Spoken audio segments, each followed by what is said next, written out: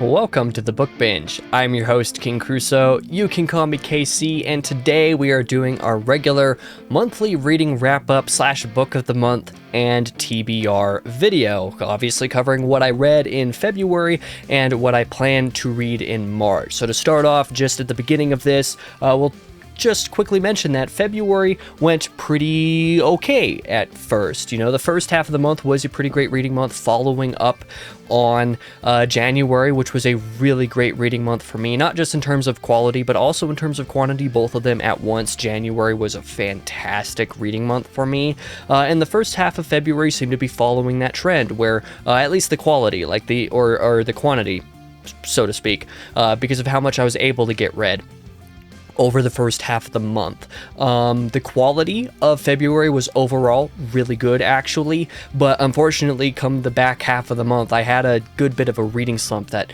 honestly kind of lasted like a week and a half or 2 weeks, depending on how you consider it, where over the course of about 2 weeks, I only read like 50 pages total, and that was a little bit disheartening, we shall say. Rest assured that that reading slump wasn't really a result of burnout or anything like that. You might think, like, with how much I read in January, because it was a lot, as well as how quickly I read through what I read in the first half of February, that it all could have been burnout. And sure, maybe that was a little bit of it, but most of it was just personal stuff, things that were going on, like, mentally. I was having a rough time for a lot of this year, to be honest, so far. Starting to pull through it, but also, fortunately, that reading slump didn't last super long. Like, I was able to pull through it because of the quality of what I was reading. So, you know, let's just kind of jump into things. I don't have a ton to talk about, and my plans for this month aren't as big as they otherwise would have been, on account of kind of adjusting because of the potential for another one of these little burnouts or something like that. I don't know. Let's just talk about what I actually read in February, what I read last month. The main thing to talk about is The Gathering Storm by Brandon Sanderson, 12th book of the Wheel of Time, which I loved. I really, really loved this book, and it's the first time that I can say that about Wheel of Time since, you know, Fires of Heaven and New Spring. This is my first unabashed 5-star rating for the Wheel of Time since Fires of Heaven. Like, New Spring has a 5-star on Goodreads, but I treat that more as a 4.5, which I rounded up, because I read New Spring right after Fires of Heaven. But it's been since those two books since I've had a 5-star read in the series. Everything else has been 4 stars or less up until now. This is another 5-star book, and reminds me a lot of what I loved about the series in the first place within those first handful of books. Just really, really well done. I think that the adjustments, the changes that are made with the series with regard to general approach from Sanderson's point of view are great. The writing style is also really great after the bloat that Robert Jordan's prose ended up, you know, turning out over the last handful of books. This being much quicker out of necessity was really great. The POV switches and the way that things are handled structurally in this book are great, because, you know, every chapter is forced to have an explicit reason to exist, and if it doesn't have a reason to exist, it is not in here, as opposed to the last handful of books where there are a lot of chapters that did not need to exist, or otherwise could have had the one reason why they do exist put somewhere else, and thus cut the rest of the chapter in a lot of places. This was just a really great execution of what Wheel of Time should be. And this late in the series, it definitely came as a huge, huge breath of fresh air after the last handful of books.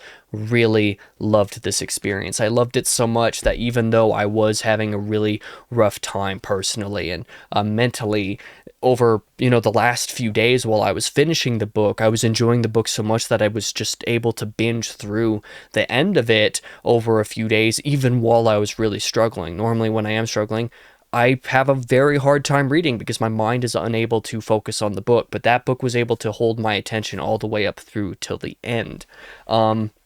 Somewhere approaching the sort of, I want to say I wasn't fully done with The Gathering Storm. I did start Penance of Blood while I was still working through The Gathering Storm. This, of course, is the first book, the first arc of the Oathbreaker saga, which is like a web serial being written by A.J. Drummond here, and Drummond is a member of the Red Company Discord server. We decided to do a read-along of this first book, with it being officially published now, not just as the web serial format, but officially published. And this was really solid. I did finish the book, but I had started it partway through The Gathering Storm. When I finished The Gathering Storm, I intended to be able to get through this in just a few days afterwards because it's so short.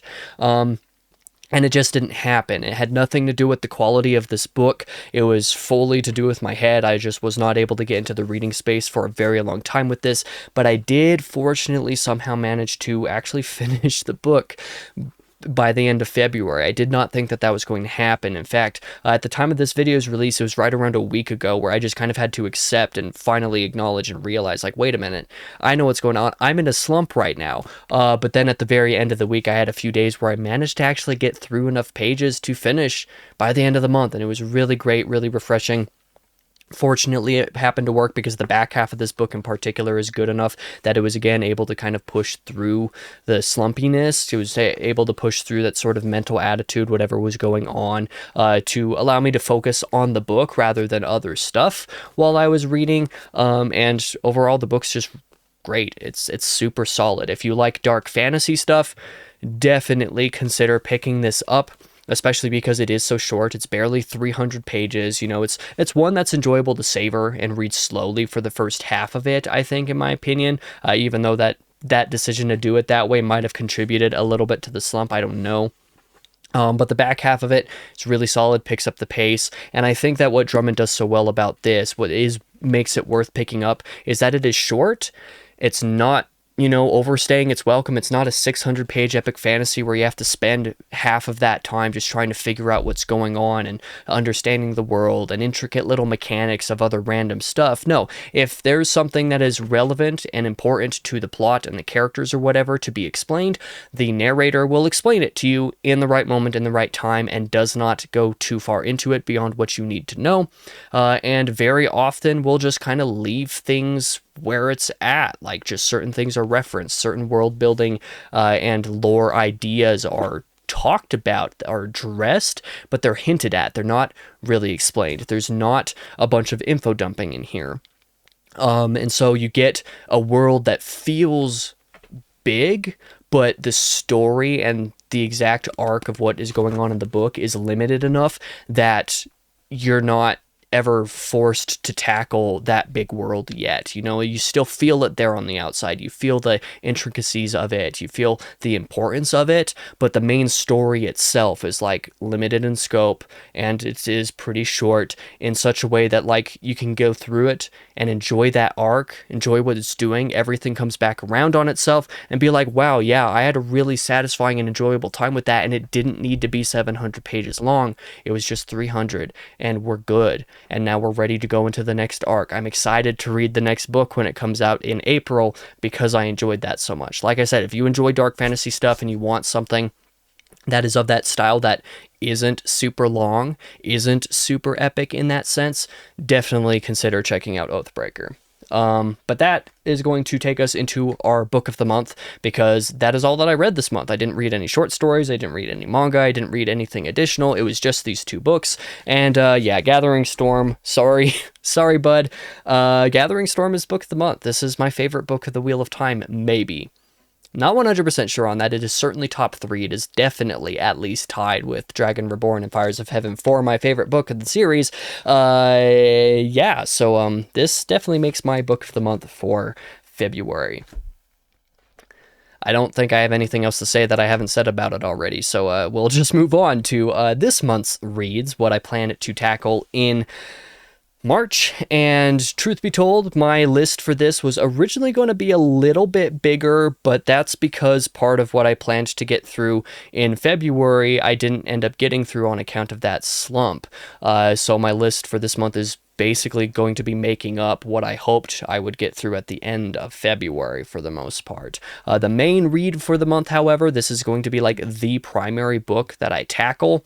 And I breathed something. Anyway, Towers of Midnight is going to be my primary read for March.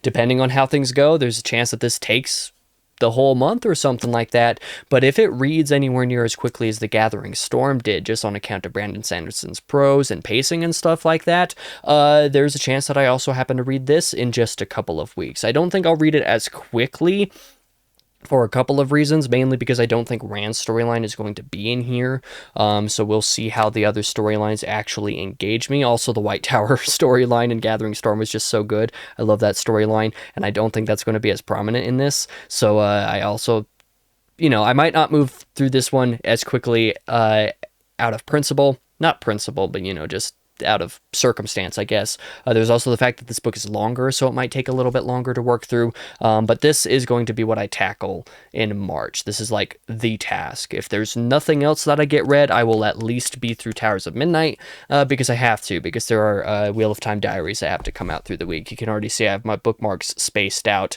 basically where I plan to be able to stop for each week's worth of reading. At the time of this video coming out, I'm probably a significant chunk of the way through this first little bit, but I am recording this just before March, and we'll be reading that over the next handful of days to get ready for that first week. So if you want to hear my first impressions of the book in a spoiler-free context, you can check out the beginning, the first section of Thursday's video, and I will be able to go over that for you if you happen to be interested in that. Next up, I don't really have a whole lot of reading plans in March outside of Towers of Midnight, because just, like I said, that is the thing that I need to get through this month, and depending on how certain things go, it may take a little while, and it may not all happen, and also on account of some other things that I have to get done in March. Well, we'll see what happens. I'm sorry to be vague about stuff. I'm this way often, but I do actually want to get back around to Percy Jackson's Greek Gods and Heroes, which I planned to read last month. I planned to read these in February. At the very least, I plan to read Greek Gods alongside, like, Penance of Blood. It didn't happen because of the slump. It just never happened. So this is something that, alongside Towers of Midnight, I would like to try to actually get through a story of this now and again, or whatever the case is. And if I have time after Greek Gods, I'll try to tackle Greek Heroes as well, but these aren't super high priority. They're just things that I would like to read to change up the pace a little bit from Towers of Midnight over the course of the month.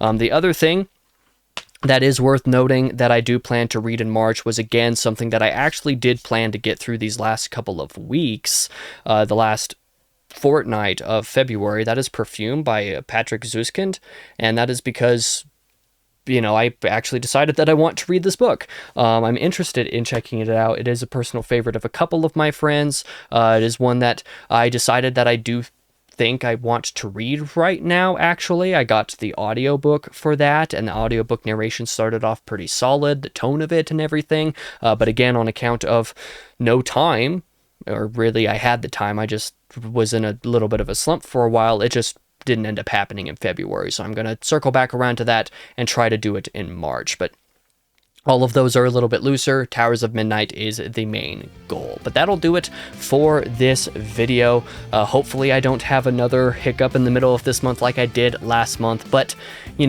the meantime, I'm just grateful that I happen to have some really good reading experiences. Despite a lower quantity of reading in February, despite that little bit of a reading slump in there in the middle of the month, my reading in January and February has been fantastic. I want to say I've had one 3-star read in all of that time? Have I even had a 3-star read in that time? Let me go ahead and refresh my Goodreads over here real quick, just to look.